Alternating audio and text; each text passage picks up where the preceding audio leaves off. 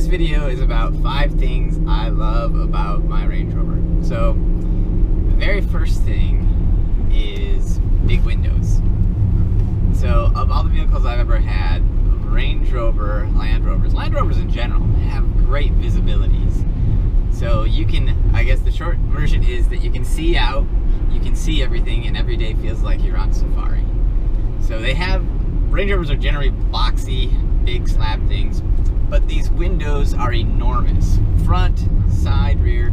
It was actually one of the first reasons we got it was because we had kids in car seats and we like to take long trips.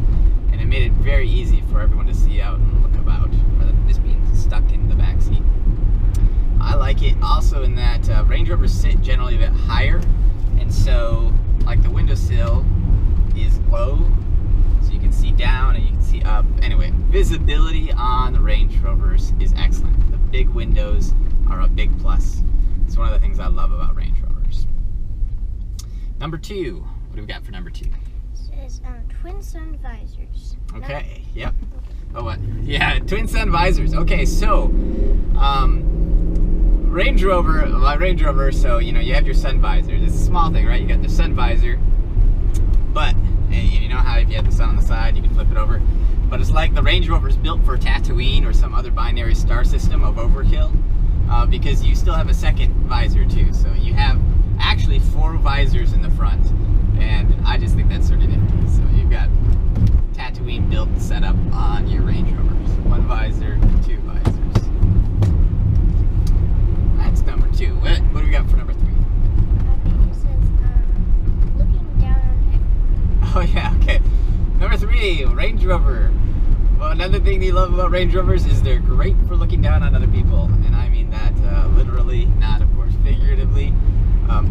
But that being, once again, they're really tall. And mine more so, because I've put larger tires on it, and on my LR3 I lifted it as well. Big trucks have the same type of advantage. That being, any SUV is going to give you a better vantage point. You can look down on things than, say, a sedan or my low-slung Z4.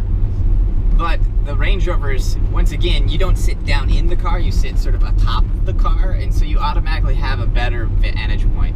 And if you throw on some even reasonably looking sized tires, so I can't remember the section width I have on mine right now, but you can actually see over top of most cars. Like I can look over top of minivans and stuff, just still in a reasonably sized SUV rather than a big lifted truck, which would be pretty cool too. You'd be able to see everything. Okay, so being able to look out, and again, one of the things I love about Range Rovers. Oh, that's another one. Air suspension. 4 is air suspension. I love that Range Rover has air suspension. The ability to raise it on command, lower it on command, it makes it easy. You know, I can put it into access height and it just shrinks down to the ground so my wife can get in it easily. And then if I'm going, as soon as I take off, it's going to lift back up to that good height that I talked about, so you have that great visibility. And then, of course, if you go off-road or you just want to be taller yet, you can flick it into off-road mode and it raises it up even higher. I think that's just cool. It's just cool to be able to have versatility. Additionally, though, I like the adjustable suspension because it always is making a little bit of leveling noises, particularly on my LR3. Or when I get out, it'll like make a psh, you know, you can hear the air blow off, right? And it just makes the car seem a little bit more alive. I know that's sort of silly, but I think of my cars as my pets. And I love the air suspension. Most cars don't have that. There are a few others that do, but the Range Rover air suspension is one of its unique features. Love it. What we have for the last one, number 5, is overbuilt. The Range Rover is overbuilt in my opinion. It is certainly, you know, by and large, most of them are used for mall crawlers around here. But the heritage of off-roading and expeditions in Land Rovers and Range Rovers is extreme. So, I mean, you have this strong history of off-roading, like with Jeeps and stuff. I think all the way back to the, you know, World War II, you'd have Defenders and wheelless Jeeps, right? Wheelies. Anyway, but it's all overbuilt. So when I look at the components on this thing, honestly, a lot of the body panel and stuff is built out of aluminum, but the thing still weighs 3 tons. And the reason is because it's so overbuilt. You crawl under there, and it's like some of the stuff looks like it was built for tractors, not like your average sedan. So really beefy components, really heavy-duty parts. If Rover's gonna do it, they're gonna do it over the top. If you look, I mean, nowadays you might say it sort of fits right in with the average populace of vehicles. But if you look at the year when this one was built, this is a 2003. Headlights are huge, axles are big, the arms are beefy.